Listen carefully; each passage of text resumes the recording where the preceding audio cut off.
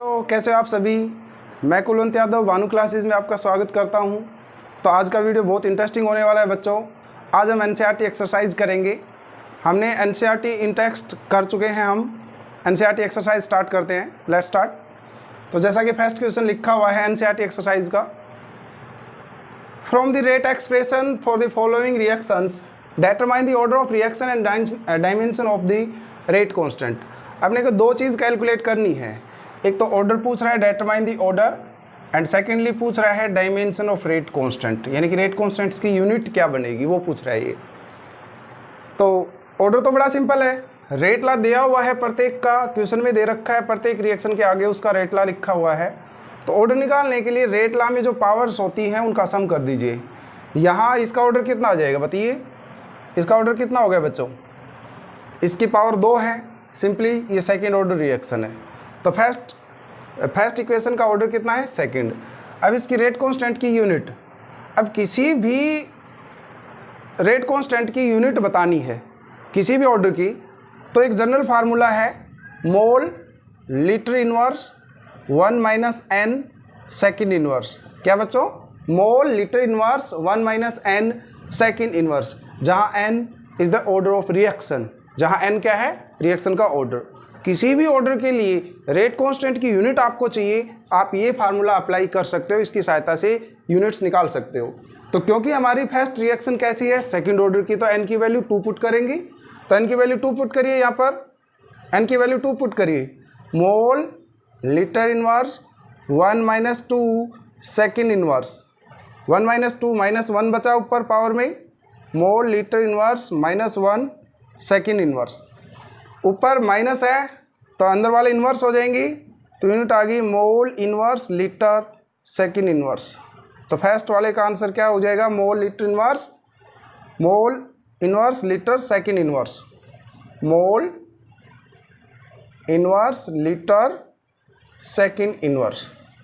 ये फर्स्ट वाले का आंसर आ गया। सेकेंड क्वेश्चन का क्या रहेगा?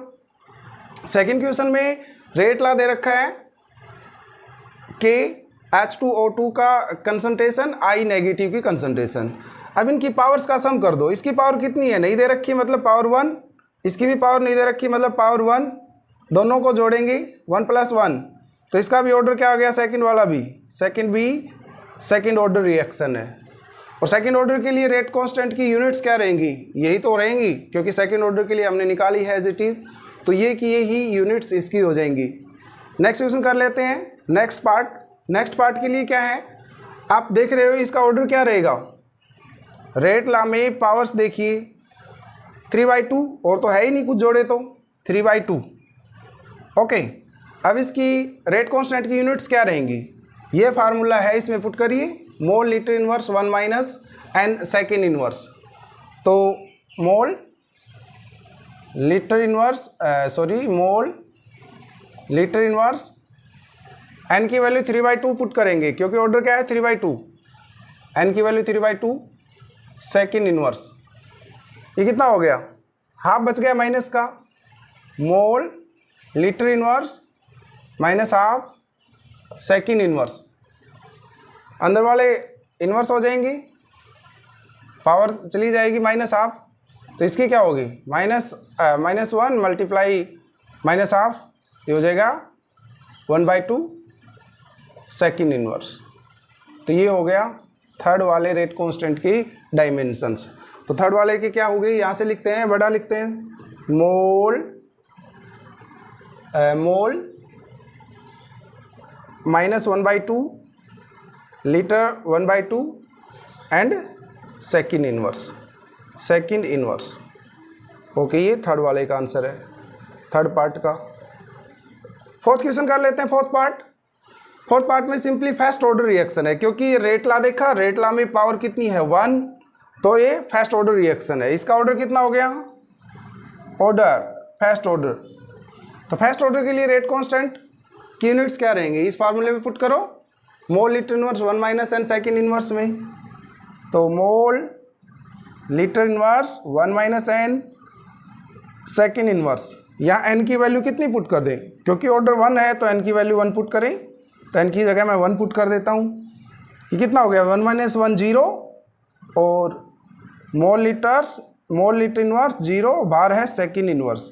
किसी की भी पावर 0 लिख दें तो क्या, किसी की पावर 0 1 होता है तो बार बचा हुआ है सेकेंड इनवर्स, तो इसकी यूनिट होगी सेकेंड इनवर्स। तो सारी कैलकुलेशंस हमने करी। फर्स्ट वाले का ऑर्डर कितना आया, ऑर्डर सेकंड, और इसकी यूनिट्स हमने साथ में ही लिखी थी।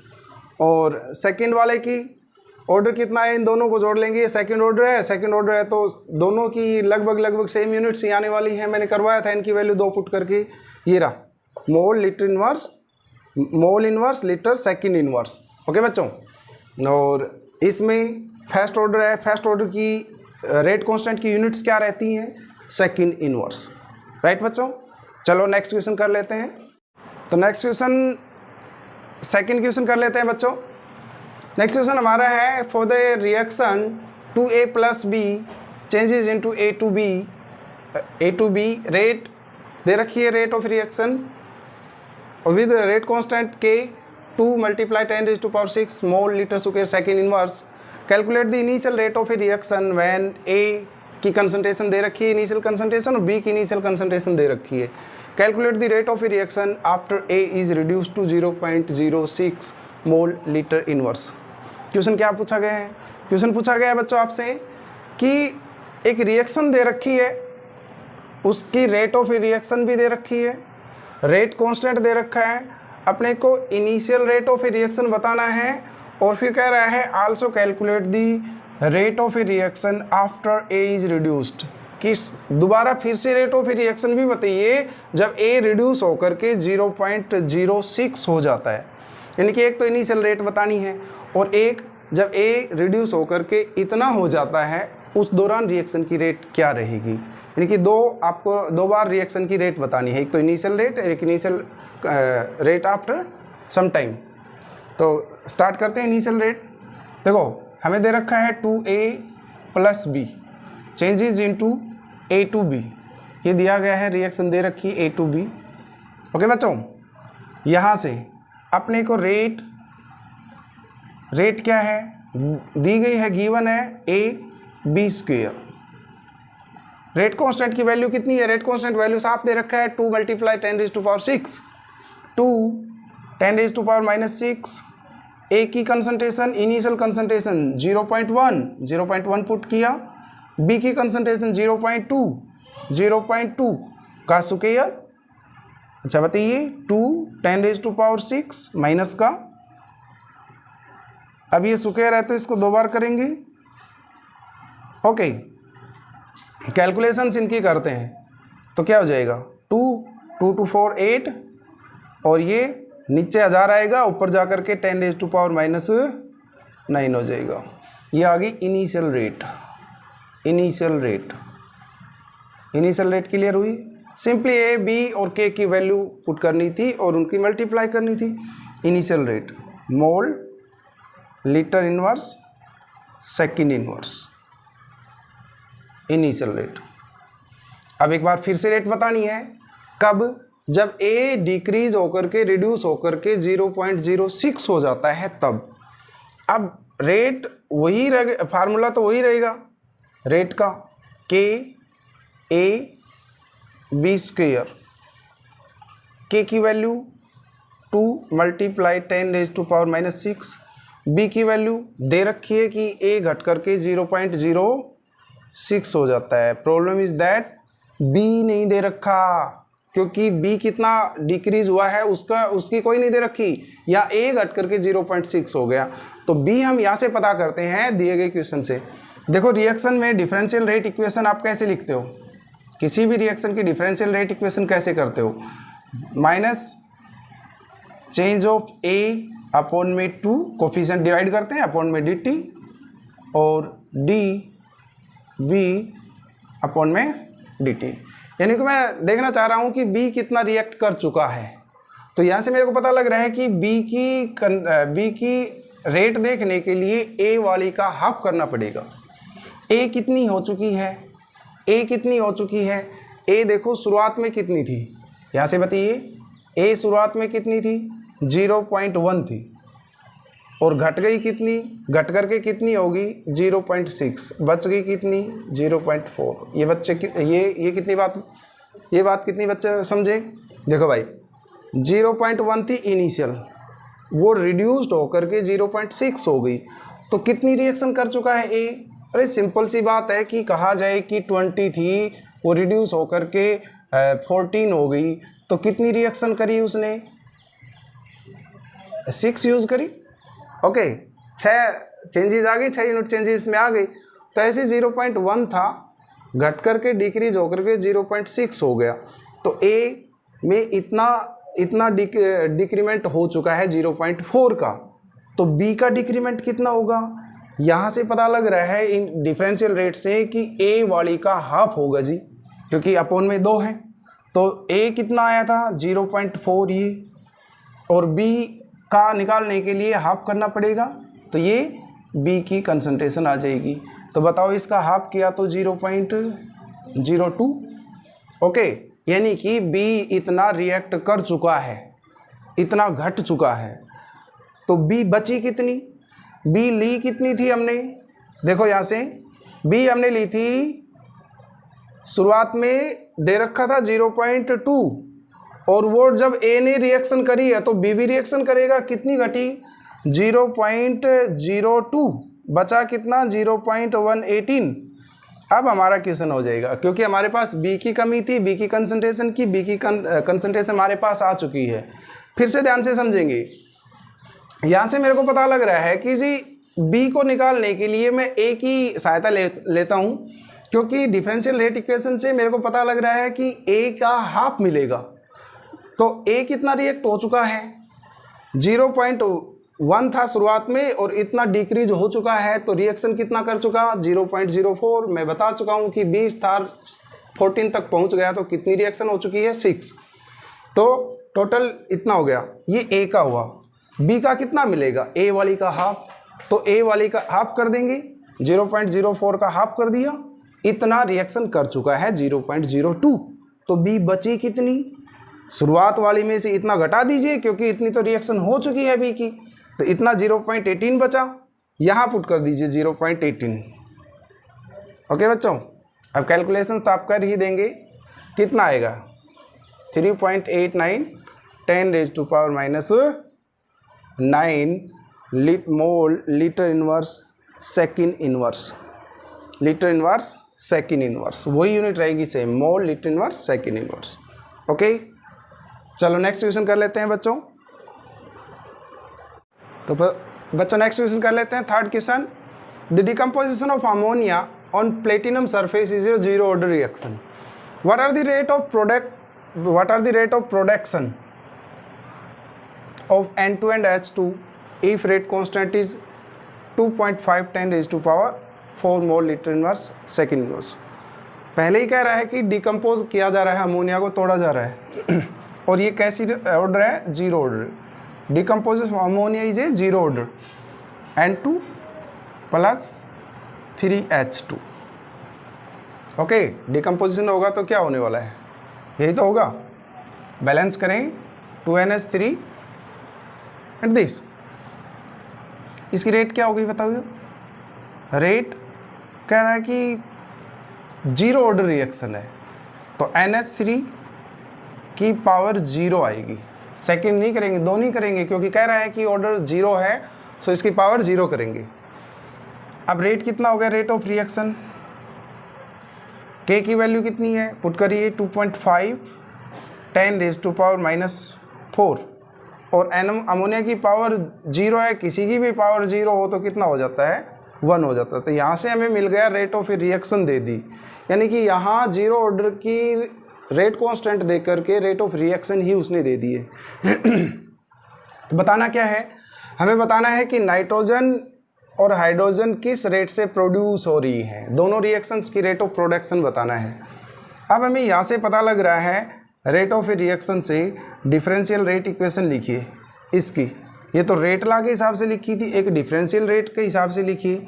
डिफरेंशियल रेट इक्वेशन में कहता है कि rate is equal to minus change of ammonia upon में 2 dt is equal to dN2/dt is equal to dH2 और dt। ये डिफरेंशियल रेट इक्वेशन के हिसाब से हमने रेट ऑफ रिएक्शन लिखी। अब अपने को जो बताना है वो हम यहाँ से चूज कर लेंगे। मेरे को फर्स्ट बताना है rate of formation of nitrogen, तो मैं नाइट्रोजन, अच्छा बताइए रेट कितनी आ रही है, यहाँ से पुट करिए। रेट की वैल्यू 2.5 10⁻⁻⁴, ओके। और ये चल रहा है NH3 2dt और इधर है dN2dt और इधर है dH2dt, राइट बच्चों। अब मेरे को नाइट्रोजन की प्रोडक्शन बतानी है, उसकी रेट बतानी है, और हाइड्रोजन की। तो पहले नाइट्रोजन की, तो एक तो नाइट्रोजन और एक ये, क्योंकि ये सारे बराबर हैं तो ये किसके बराबर होगी, इसकी प्रोडक्शन के बराबर होगी। तो rate of production of nitrogen कितना आ गया, rate of reaction 2.5 10⁻⁻⁴। Next hydrogen, hydrogen का बताइए। हाइड्रोजन ये रहा, एक हाइड्रोजन है, और हाइड्रोजन का एक गलती हमने कर दी है, हाइड्रोजन में 3 भूल गए हम, यहाँ पर 3 लगाना, यहाँ ऊपर लगाया हुआ है, यहाँ भूल गए। तो बताओ अब प्रोडक्शन ऑफ हाइड्रोजन बताना है, तो हाइड्रोजन और ये रेट ऑफ रिएक्शन, तो 2.5 10⁻⁻⁴, और इधर चल रहा है हाइड्रोजन और 3dt। अब मेरे को तो केवल हाइड्रोजन की चाहिए, ये 3 उधर चला जाएगा, 3 2.5 10⁻⁻⁴ हाइड्रोजन अपॉन में dt। तो यहाँ से कितना आ गया 7.5 10⁻⁴। ये हाइड्रोजन का प्रोडक्शन आ गया।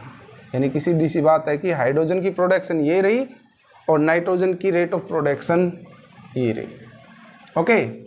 यहाँ हमने क्या किया है, क्योंकि रेट है 3 तरीके से दी जा रही है, तो यानी कि वो कंसेप्ट यूज़ किया है मैथ वाला कि A/B = तो हमने क्या किया, ए की बजाय यहाँ लिख लीजिए रेट, सपोज करिए रेट, और A B C D आपस में बराबर है, तो मैंने एक बार तो रेट को C के बराबर लिखा और एक बार रेट को D के बराबर लिखा, नो प्रॉब्लम। ऐसे ही मैंने यहाँ पर एक बार तो नाइट्रोजन को इस रेट के बराबर लिख लिया, नाइट्रोजन की प्रोडक्शन मिल गई। एक बार यहाँ हाइड्रोजन को रेट के बराबर लिख लिया, हाइड्रोजन की प्रोडक्शन मिल गई। होप समझ में आया होगा। नेक्स्ट क्वेश्चन कर लेते हैं बच्चों। तो चलो बच्चों नेक्स्ट क्वेश्चन कर लेते हैं।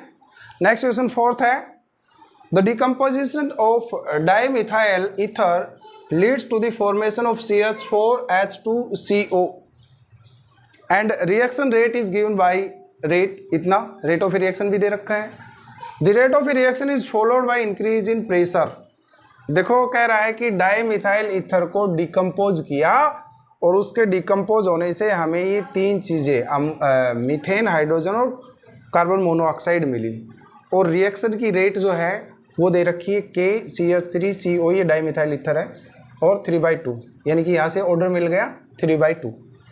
कह रहा है कि हमने क्या किया, क्लोज्ड वेसल में प्रेशर को भी इंक्रीज किया ताकि इसकी यूनिट्स जो है वो प्रेशर के टर्म्स में भी बता सकें हम, ठीक है।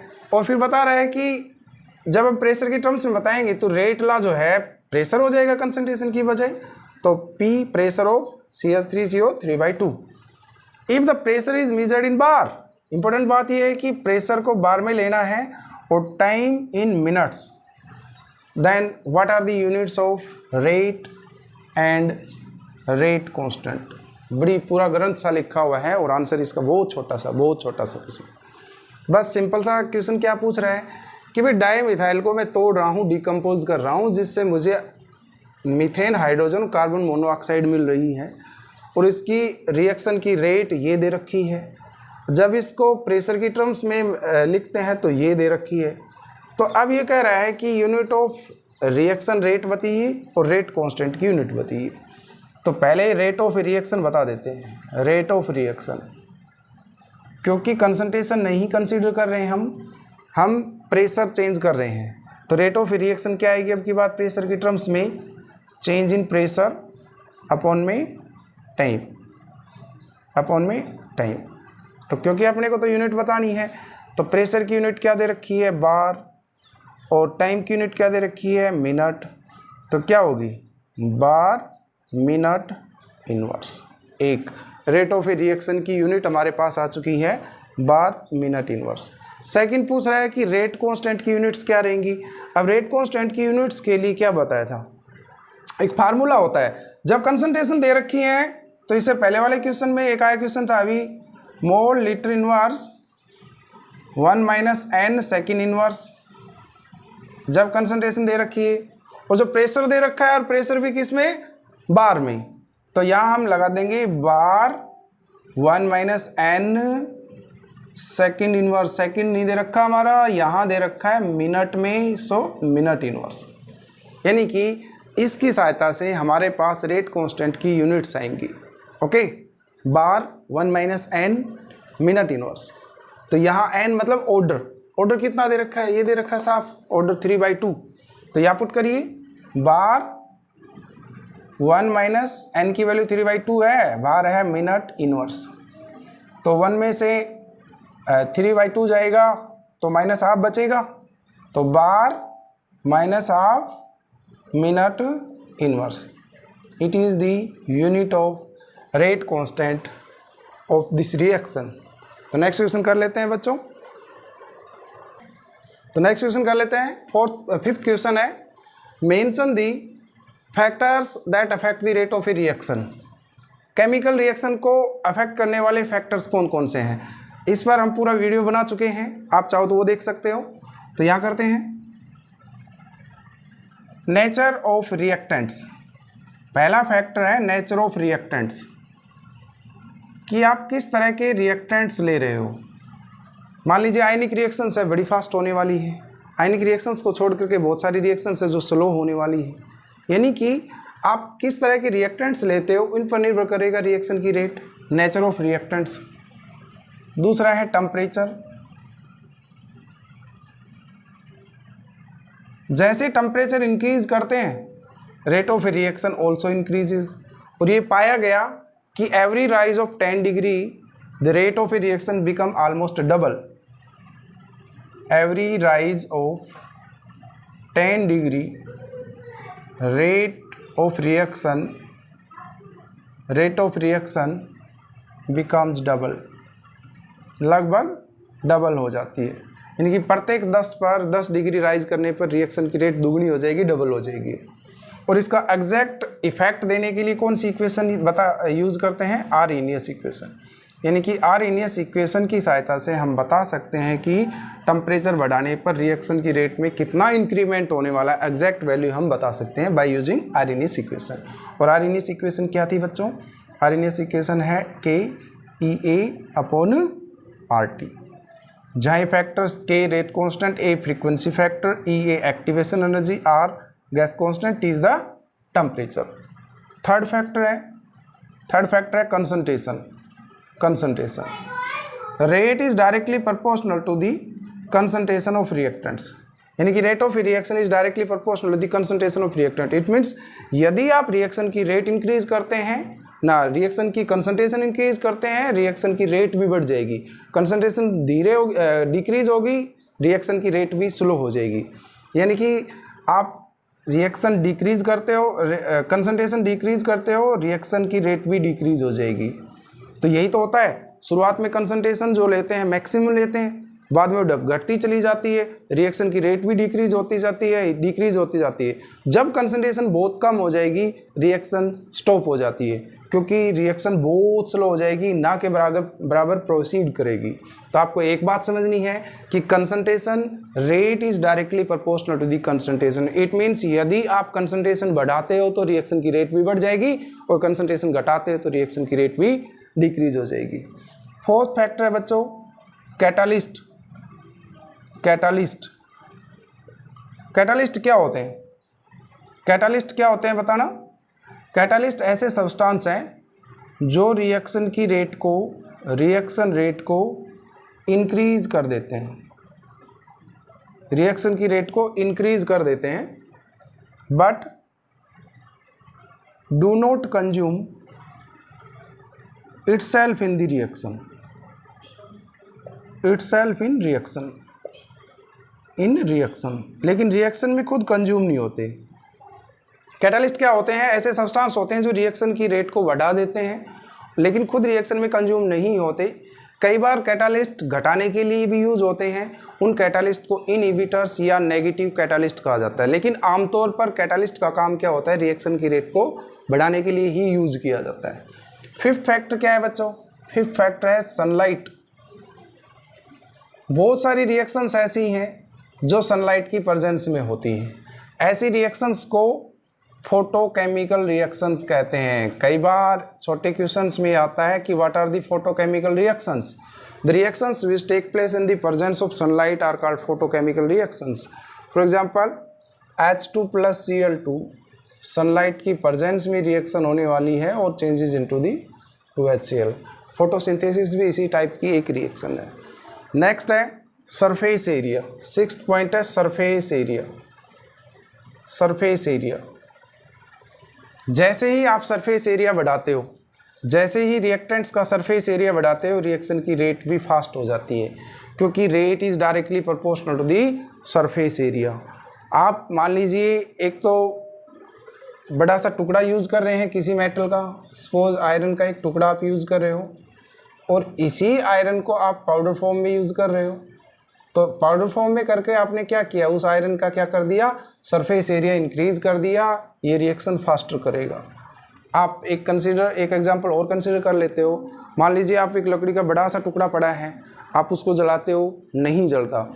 उसी लकड़ी को आपने टुकड़ों में डिवाइड कर दिया, छोटे छोटे टुकड़ों में बांट करके फिर आग लगाई, आसानी से जल जाती है क्योंकि जैसे ही आपने डिवाइड किया उसका सरफेस एरिया इंक्रीज हो गया और जैसे सरफेस एरिया इंक्रीज हुआ रिएक्शन की रेट इंक्रीज होगी, बर्निंग प्रोसेस फास्ट हो जाएगी। तो ये 5-6 फैक्टर्स हैं जो रिएक्शन की रेट को प्रभावित करते हैं। आई होप आज आपको समझ में आया होगा। नेक्स्ट वीडियो में मिलते हैं बच्चों। Thanks a lot.